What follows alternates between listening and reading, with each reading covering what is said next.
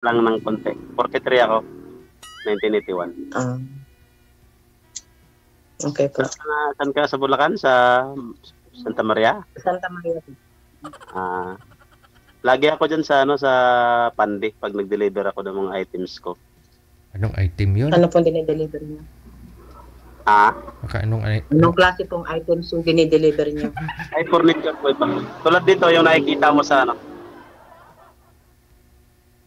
mga furniture. Ano po yan? Product. Okay. Kala ko kung anong item. Anong item? Yan ako nagbili kasi may mga pang-deliver ako. Kaya lang medyo may napakatawan. Medyo taglamig. Oo nga po, taglamig. Mas lalo na dito sa... Saan ka ngayon? Nasa Saudi po. Saan sa Saudi? Najran. Nasa Bundok Province. Dati din ako dyan, Alcobar. Malayo. Malayo. Nasa Bundok kami. Malapit na sa sa Yemen. Boundary ng Yemen. Wala ang asawa ngayon? Wala na, patay na. Patay na sa iba. Patay na sa iba. Ilang taon na? 8 years. Ay, matagal na. Matagal lang walang dilig. Problemahin ang dilig. Hindi problema. Walang dilig kasi walang ulan sa Saudi. Kaya walang dilig. Meron naman po. Kahit pa paano umuulan naman po. Isang beses, dalawang beses ganun. Pero pag umulan naman dito, grabe. Sulit naman sobrang lamig. Ngayon medyo malamig ngayon dyan kasi sobrang lamig po talaga. Pero ngayon medyo okay. Hindi katulad ng mga nakaraang araw, sobrang lamig. So ilang taon ka na dyan sa Saudi pala nagtrabaho? 6. 8 years din ako dyan pero umuwi ako nung 2012. Matagal na. Yung pag-uwi ko, yung pangalawang balik ko, hindi na ako bumalik sa Saudi kasi medyo ganun din naman. Saka parang hindi ko na-enjoy yung buhay ko pag nasa Saudi lang ako. Parang kulang. Pero ngayon maganda na, may enjoy mo na. O pinakasin Saudi ngayon. Pero dito sa bundok hindi pa. Pero mas enjoy ka. Riyadh. Diba kasi yung bakit kasama... wala ka pa bang Wala ka pa bang asawa? Meron, patay na rin. Patay na rin sa iba? Namatay siya nung last year, nung mag-isang taon na. Isang taon na siya. Sakit siya ng cancer. Anong cancer, sir? Breast cancer po, sir. Talagang kalooban siguro ng Diyos kasi ginawa ko naman lahat ng aming makakaya. Medyo active talaga yung active yung sakit niya. Kaya wala akong nagagawa.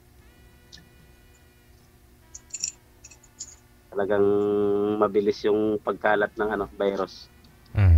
Ilan po yung iniwang anak sa'yo, sir? 2, sir. Malalaki. 20 years old saka 9 years old. Malaki na. Malaki na kasi college na yung isa. Second year college. Pero yung anak ko nasa nandun sa bahay. Kasi malayo yung furniture ko kasi nandito ako sa kumbaga 2 hours yung travel. Nasaan po kayo? Dito pa rin sa Quirino, kaya lang malayo yung pinagpistuan ko ng furniture ko. Bibis mo dun sa bahay. Nag-uwian lang ako minsan isang linggo, isang beses, 2 beses ganun. Asan po yung mga anak niyo? Yung bunso na sa akin, ayaw humiwalay sa akin yung panganay na sa bahay, babantay. Saan po ang bahay niyo? Doon nga rin. Saan po yung bahay niyo? Quirino Province po.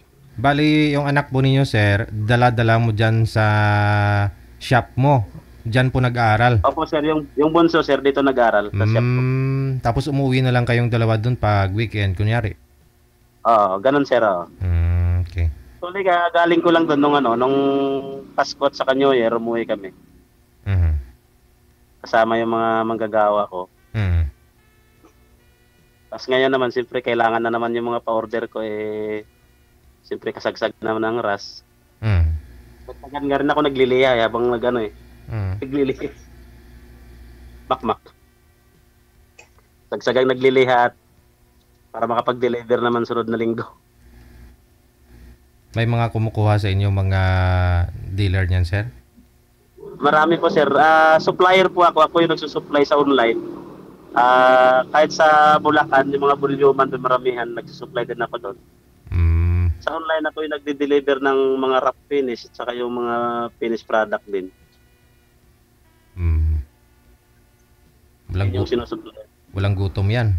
Actually, nakakarating ng yung mga items ko, nakakarating ng Mindanao to eh. Malayo. Nakakarating ng Mindanao, malayuan.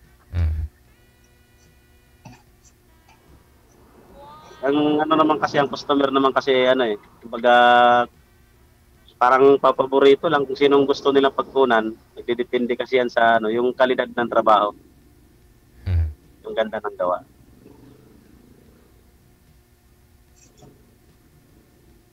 Ikaw, ma'am, magsalita ka, ma'am.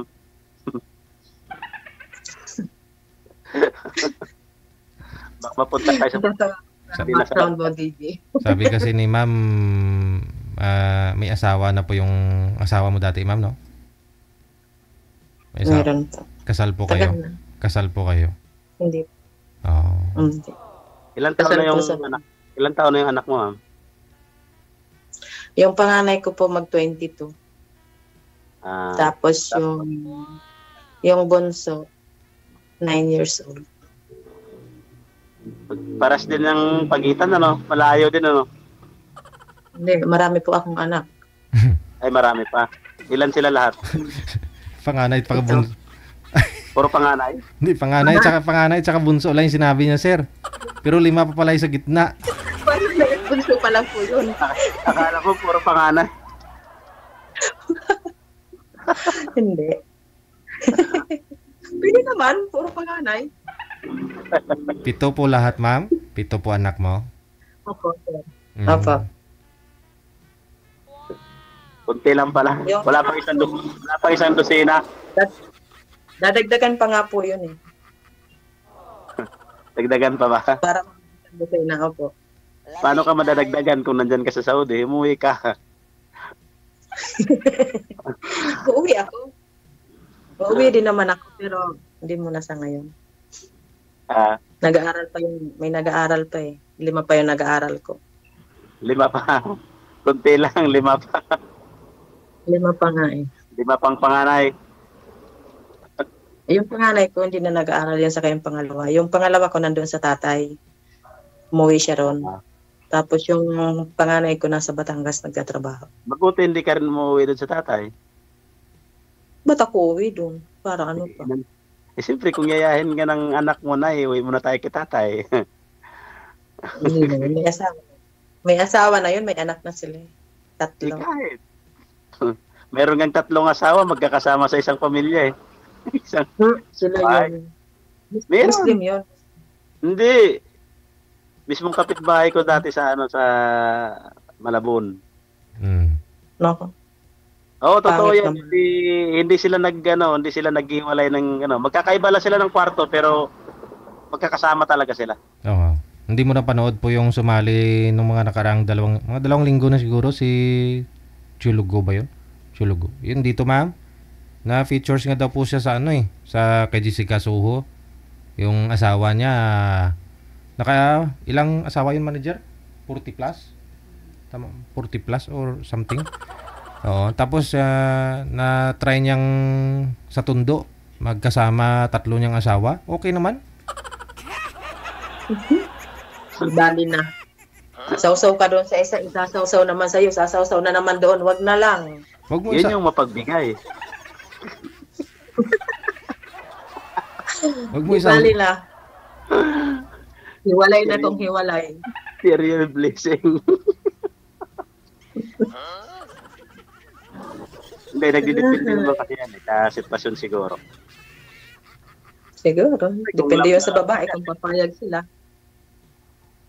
Siyempre, kung love na love mo yung asawa mo, tapos kahit sabing nagkaroon kayo ng problema, siyempre, di mo alam kung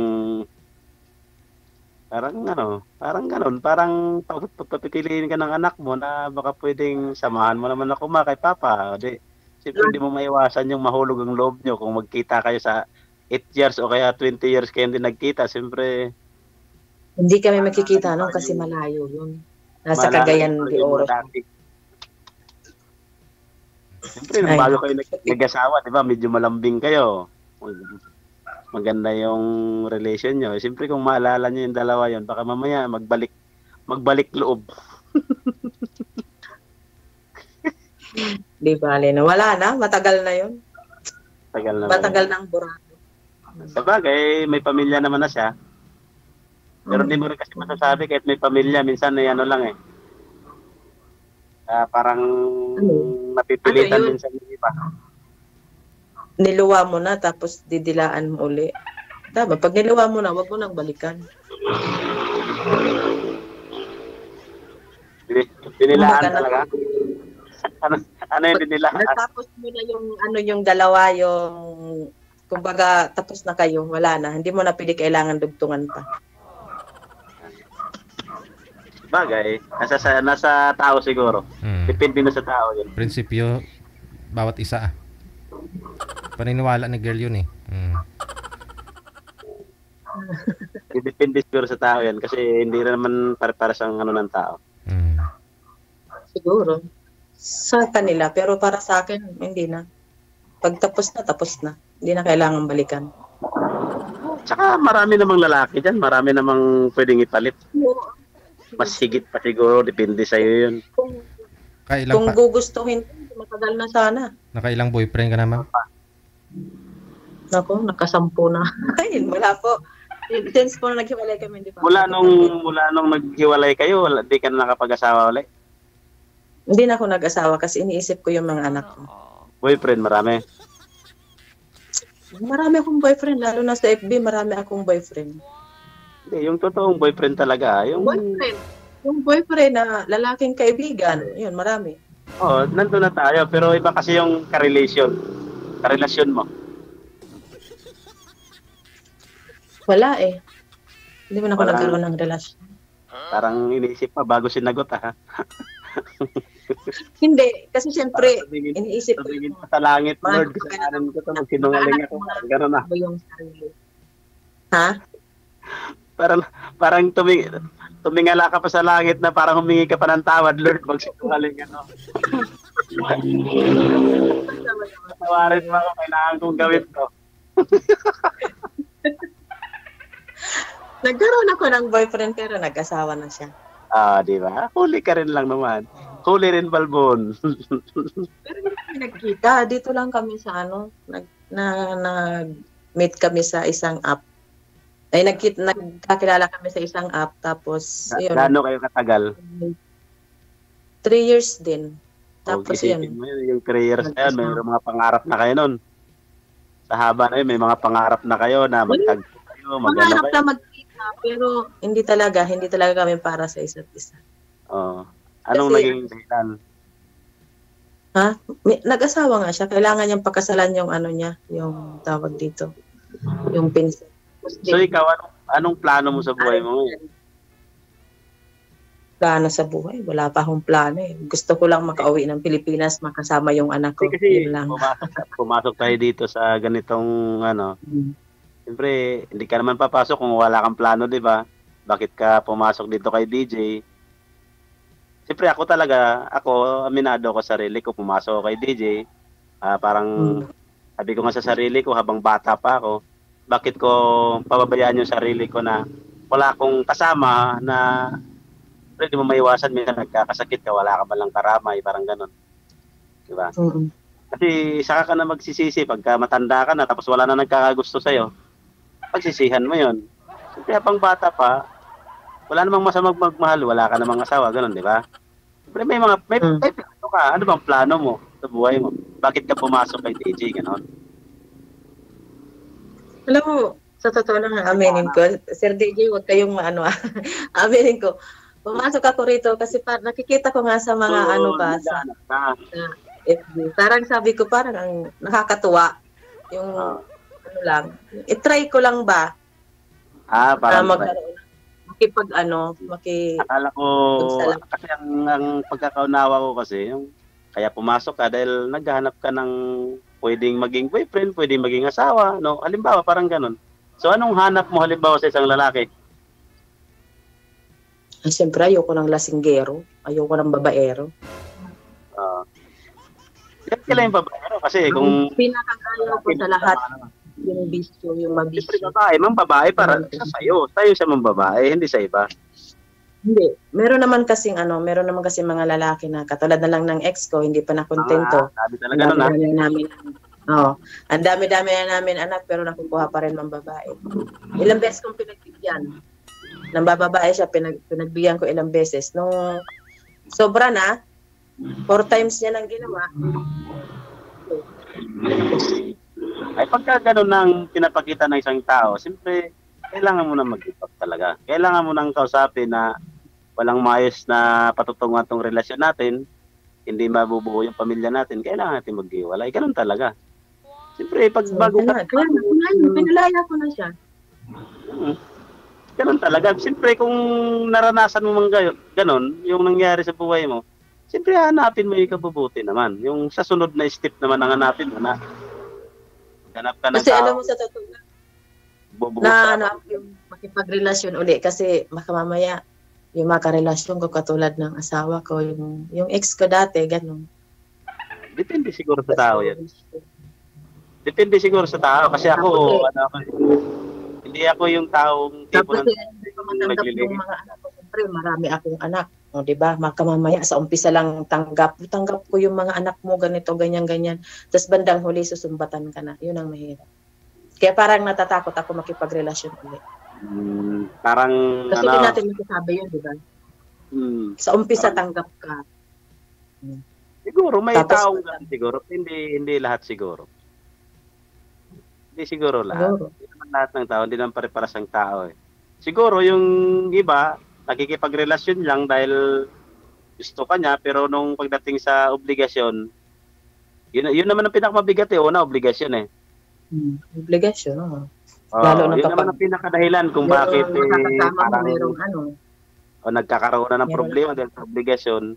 Kaya nga, bago pasukin ng isang relasyon, dapat pag-aralang mabuti kung kaya ba o sapat ba o nagkakaintindihan ba, kaya niyo mapagtulungan. Kasi hindi naman pwede rin, porkit nakipagrelasyon ka lang sa isang lalaki, hayaan mo lang. Kailangan mayroon kayong ambag bawat isa.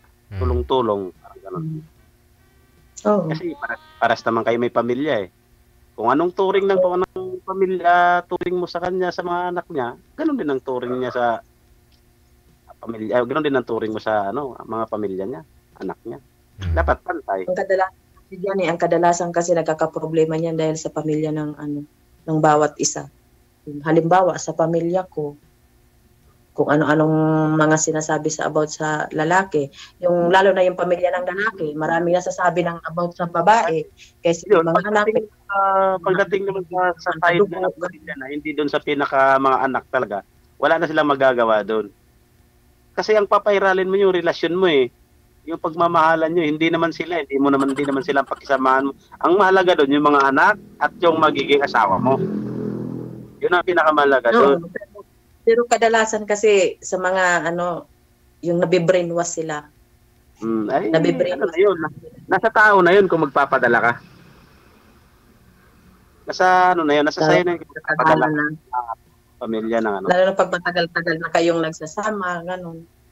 Tapos basta, ayoko nang yung naranasan ko nung nakisama ako dun sa na may kanya-kanya naman tayong may kanya-kanya naman tayong kaisipan. Nasa iyo naman yan. Wala namang problema sa akin dahil mismo yung pagka nag-iisa lang ako dito sa shop, kaya tawagan ako ng anak ko na mag-asawa ka na kasi pa, sabi niya. Yung anak ko mismo nagsasabi na mag-asawa ako. Mm. Sabi ko, antayin niyo kung may darating sa akin, pero kung wala, handa ko nang tanggapin yung kung ano ako ngayon, sabi ko. Pero kung may darating sa buhay ko, di siyempre, siya, lanan ko ng oras, mamahalin ko siya. Maituturing ko na yung tulad ng mama mo. Yun ang gusto ko mangyari sa pamilya ko. Kasi iba kasi yung may karamay ka. Iba yung may karamay ka kasi. Oh. Kaya maganda pa rin may pamilya. May kasama. Yung iba nga, 60, 70, nag-aasawa pa eh. 80, nag-aasawa. Para lang Kaya may nga. kasama. Hindi naman ang hinahabol doon na may mag-alaga. hindi naman porkit mag-aasawa ang hinahabol mga ganung-ganung bagay yung nasa isip natin, pero hindi. Kaya't kayo nag-asawa, magkakaroon kayo ng matibay na pundasyon, tahanan, maayos.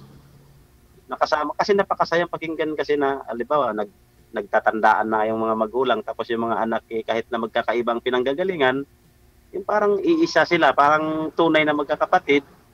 Tapos pagkadating sa may mga okasyon sama-sama, di ba ang saya? Pero kung yung watak-watak kasi ang pamilya, parang kabigat sa dibdib. Sipin na, no? May pamilya ka nga, pero watak-watak, parang walang kakwenta-kwenta. Kaya nga. Hindi man pares ang pinanggalingan ng mga tatay, nanay, kung puro panganay man yung anak mo, halimbawa, nakapag-asawa ka ng kung okay naman, tanggap naman, di ba ang saya pakinggan ng Oo, totoo lang ang sayang pakinggan kasi may nakikita ako na ganyan, may pamilya ko nakikita ang ganyan na kita mo kahit hindi sila iisang pinanggagalingan pero yung relasyon nila pantay. Nagkakaisa sila. Sa totoo lang, Maganda yung pagpapalaki sa kanila. oo, kaya nga nagdidepende ngayon. Kaya wag mo husgahan yung iba na ayaw mo na dahil natatakot ka dahil ganun baka hindi naman iisang isip ng tao, hindi isang pangalan ng tao. Hindi lang din isang babaero, hindi lang din isang good boy. Diba? Kasama yan yung sugal. Sugal. Kailangan mo kasi subukan para malaman mo. Natural talaga yun. Susugal ka talaga. Hindi ka na pwedeng tumaya ng luto. Wala ka numero. Meron ka hawak na numero, di ba? Tataya ka ng luto, sasabihin ng outfit doon, anong numero tatayaan mo? Wala, sabihin mo. Di paano ka mananalo? Kasi hindi mo pinasok wala kang tawag nun yung pag-asa. Kasi kung may pinasok ng isang bagay, ibig sabihin may pag-asa, mayroong disgrasya. Ganun lang yun. Pwede kang magkaroon ng pag-asa, pwede kang madisgrasya. Ganun lang din yun sa lalaki. Ganun lang din, parehas lang din yun. Ang isip mo at isip niya, parehas lang din yun. Pag pinasok ko to, okay ba kayo mangyari sa pamilya ko? Baka mapapahamak lang. Ganon din kayo ng isip. Pares lang din yon. Pero kung hindi kayo mag-isip ng ganon, isipin nyo yung kabutihan. Pag nagtugma yung relasyon ninyo, baka kung ano yung naranasan ng pamilya na pinakamaganda ng una, baka mahihigitan pa. Kasi parehas kayong isip Wala kayong iniisip na negative, puro positive Kaya pag nakipagrelasyon ka, huwag mo isipin yung negative.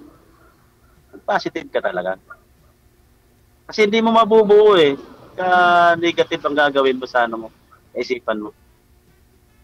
Ganun ang pagkikipagrelasyon. Ako, sa totoo lang, kumbaga patak ako sa payo ng mga kamag-anak ko, mga angkan ko. Kasi at sa totoo lang hindi ako lumaki sa nanay ko kasi naglayas ako Naglayas ako nung bata pa ako dahil hindi ko naintindihan yung nila ba, yung minsan hindi ko naintindihan yung pag-aaway nila mag-asawa, pero kahit nagkahiwalay sila saglit, nagkabalikan pa rin. Kasi dahil din sa amin. Kaya danas ko kung anong naranasan ko sa pamilya ko. Ayaw kong ipis sa pamilya ko. Anong mamatay yung asawa niyo, kuya? Tawag dito. Nakailang girlfriend na kayo? Ako, wala. Sa totoo lang. Kahit makikita mo yung hindi ako naglalak ng account baka ikaw nakalak ka. Hindi Kung titingnan mo yung account ko, updated ako, nandito lang ako sa furniture ko. Oras-oras, araw-araw nagtatrabaho, nandito lang ako. Kasi ako kasi yung kailangan kong gawin kasi dahil yung mga tao ako, paghahayaan ko lang din yung mga tao pa nagagawa na hindi ako gagawa. mas lalo akong mahihirapan dahil may mga oras kasi, may mga time kasi na ano to eh. Kumbaga may limit tong ibang finished product ko. Baka tulad ngayon, may pangbiyahe ako ng 15, anong araw na ngayon? Dahil nga itong ulan-ulan. Hindi ko muna binibigyan ng time sarili ko dyan pupunta sa labas. Dito kay DJ, nag-ano ko. Sumasali ako dahil nagbabaka sakali na magkaroon ako ng kapartner na maintindihan ako, unawaan ako. Madalas ka ba sumali dito? Madalas ka sumali? Pangatlo ito, yung unang sali ko kasi, okay naman yung ano namin, okay naman nagkakaintindihan kami. Ang naging problema lang naman sa akin noon sa kanya, yung hindi kami parehas ng oras. Tapos yung time na nagta-travel ako, marami akong biyahe na sunod-sunod, tumawag siya sa akin, hindi ko siya nasagot. Hindi pagdating ko sa bahay, minsan ko lang makita yung bahay ko, kailangan kong mag-enjoy. Pwede nagla-live ako, nag-ihaw-ihaw ako, nagbibidyoke ako. Nagalit sa akin dahil hindi ko raw sa sinasagot. Sabi ko, ang babaw naman ng isip mo, sabi ko. Yun lang yung dahilan na yun. Napakababaw, sabi ko. Hindi ka lang nasagot sa tawag mo, galit ka na. Wag mo akong ganyanin dahil hindi pa naman tayo magkasama. Ano pa kaya kung magkasama tayo, baka higit pa niya ang gagawin mo sa akin. Sabi ko, naman sa magkaroon tayo ng kunting unawa. Ngayon, sumali naman ako last month, itong huli na sali ko. Okay naman, inad niya ako. Kahit minsan din naman kami nakapag-usap. Hindi naman kami nakapag-usap. Sabi niya sa akin, inad na po kita sir, sabi niya. Pinalo na kita, sabi niya sa akin. Tapos nung sabi ko, busy ba ma'am? Tapos puro na lang ganun tanong. Wala namang sumasagot sa akin. Tapos minsan mag-hi lang siya. Na parang walang kwenta, sabi ko. Ngayon, nung ginawa ko, sabi ko kay DJ, baka may sumali. Alam mo ginawa niya, nag-lip sa group. Nagalit yata. Sabi ko, DJ, napali uli, sabi ko. Parang nagalit naman na yata, sabi ko. Kaya sabi ko, hayaan ko na lang, baka mamaya. At saka nakalock yung account niya, parang may lihim. Sabi ko, ba't nakalock ang mga account niyo? Ganon kaya, sabi ko. Hindi naman may lihim. Siyempre, marami kasi mga stalker eh. Hindi, nagdidepende naman siguro yon. Kahit siguro. Kasi maraming mga manilis. Wala kaya ganun, kaya nag-profile.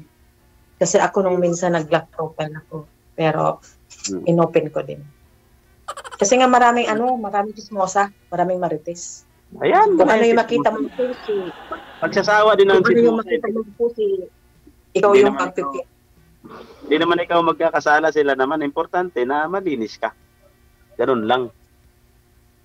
Ayan lang. Ayan. Talim na doon sa loob. Nilagay doon sa sa loob ng bahay. Tara ma'am. Kailangan man sa labas. Hindi nga kasi dumating yung pinabili ko ng gamit. Tinatulog kasi ako kanina kaantay kay DJ. Nakatulog ako. Oras na ba dyan ngayon?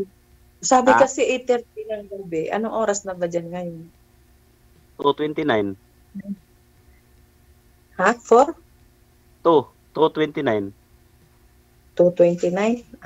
Dito kasi 9:29. DJ kasi ang tagal mag-online eh. Nakatulog tuloy ako. 1:30 po tayo start automatic Kasi lumampas ka DJ. 1:31 na. 1:31 nakapag-live. Joke lang. Joke lang DJ. So, pinto ka naman mababawat sa akin, no? Baka may tatanong ka sa akin. Handa kitang sagutin kahit di mo ako ligawan. Ay, wow. Wala. Nakwento mo na lahat di ba? Ano ba itatanong? Paano kita sasagutin? Hindi ka naman nagtatanong. Nakwento mo na nga. Paano pa bang itatanong ko? Wala na akong itatanong. Nakwento mo na. Sa haba ng panahon mo dyan sa Saudi, wala kang naipong sasabihin sa akin. Wala Marami ako naipon dito, resibo. Yun ang naipon. Buti nga, may naipon kang resibo. Maganda yun. Pag uwi, yun na lang ang lalagain. Ganon din ako Yung noon. resibo. Ganon din sa akin nung nag-Saudi ako. Or resibo, pero pero kahit pa paano nung nag-Saudi ako, hindi naman sa bagay, bago ako nag-Saudi kasi nangarap lang naman ako na magkaroon ako ng lupa dito sa Quirino Province. Natupad din naman. Tapos, Quirino, Quezon yan, di ba? Quirino. Quirino Province, Cagayan. Aurora. Cagayan. Cagayan Valley. Pero ako talaga, tubong Mindanao ako. Siyempre, wala naman akong lupain dito sa Quirino Province. Kaya nung nag-Saudi din ako, nangarap din ako noon na, yun, Nagkaroon naman ako, kaya lang talagang wala akong ipon na pera dyan. Sa Saudi, hindi ako nagkaipon. Hindi ka naman talaga magkakaipon dito, lalo na kung lahat sa'yo. Kaya lang yung time na, mayroon akong tinulungan na pastor dyan sa Saudi. May tinulungan akong pastor dyan dati, na pinatira ko sa bahay. Tinulungan din niya ako kung paano ko to pa rin yung pangarap ko na magkaroon ng isang furniture. Kaya rin yung isip kung bakit ako nag-stay na ako sa Pilipinas. Bali, nag-finance sir. Siya nag-finance. Nag-finance siya nung una, sir, pero nung nag-pandemic, iniwan ako. Tapos kinuha lahat nila ng punan nila. Ako naman, nag-try ako sa sarili kong mula nung pandemic, nag-try ako. Pandemic lang ako talagang lumakas Nagkaroon ako ng maraming customer. Sa loob nung itong ilang taon na to mula nung pandemic, sa awa ng Diyos nakaraos naman ako, nakapundar naman ako kahit paano, nakabili ako 2 sasakyan, nakapatayo ako ng bahay. Yung sa diskarte lang talaga, kailangan lang ng diskarte, tiyaga talaga, sipag. Nag-continue naman yung mga tao ko. Yung taong iniwanan niya, naging tao ko lahat. Ito, tuloy-tuloy yung mga tao ko. Talagang sinamahan ko lang talaga ng siga. Kahit ako ngayon, habang nag-online nga tayo, kung pwede nga lang ako magliha ako. Yan. Okay naman. Kaya nga. Ibig sabihin, walang sayang. Kaya yung pagpunta mo dito kay DJ, ma'am, huwag mo sayangin. Ganun ba yun?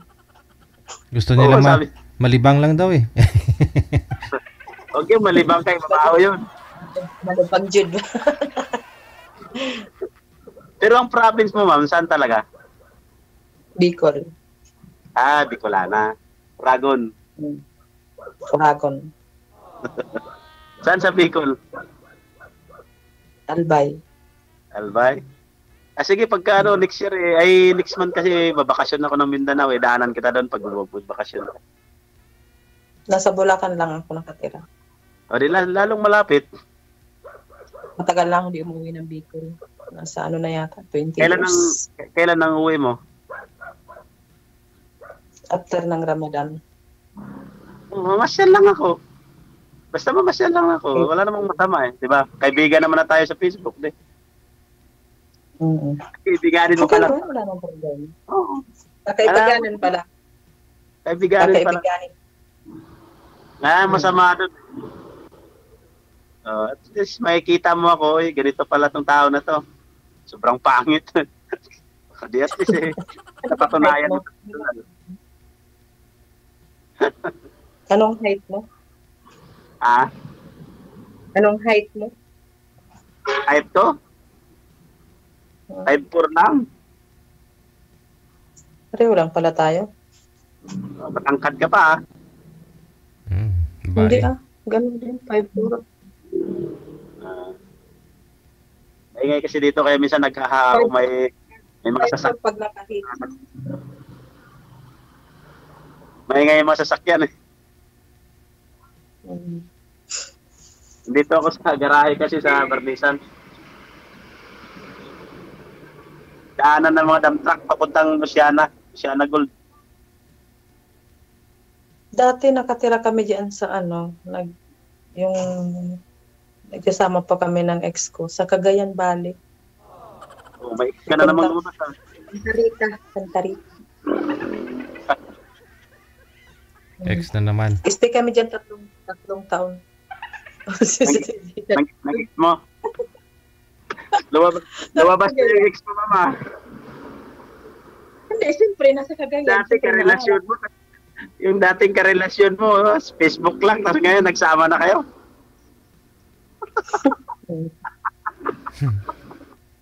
Yeah.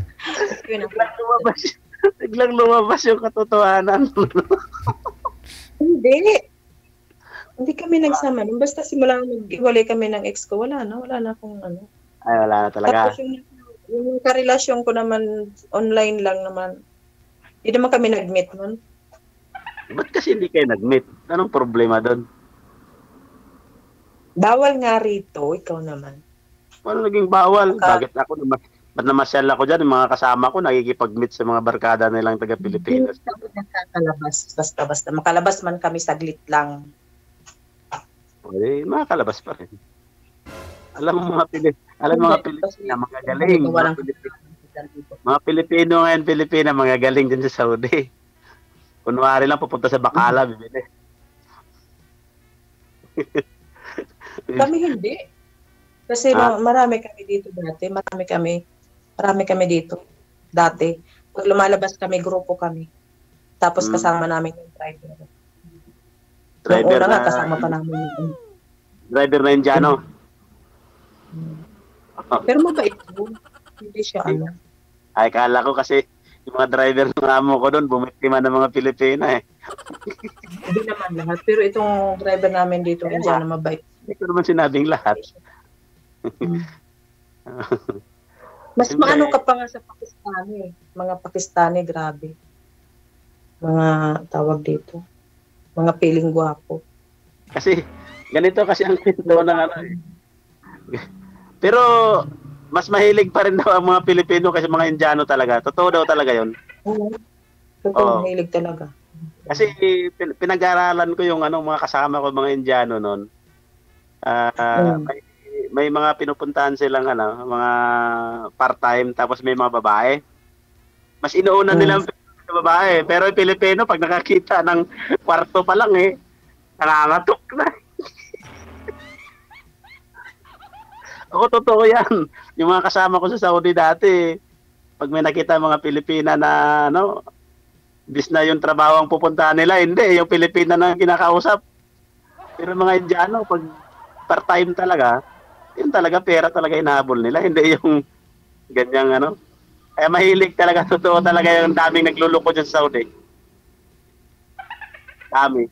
Teka lang, mukhang di gumagalaw si ma'am. Akala ko nakatingin lang sa sayo, sir. Nag-iisip eh. Hello, ma'am? Nag-iisip. Ma'am Arian? Naghang.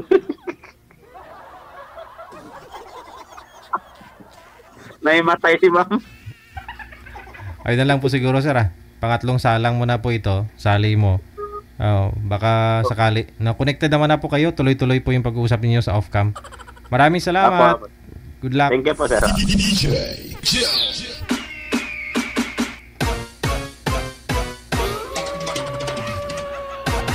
Akala ko ba naman na nakakikinig lang.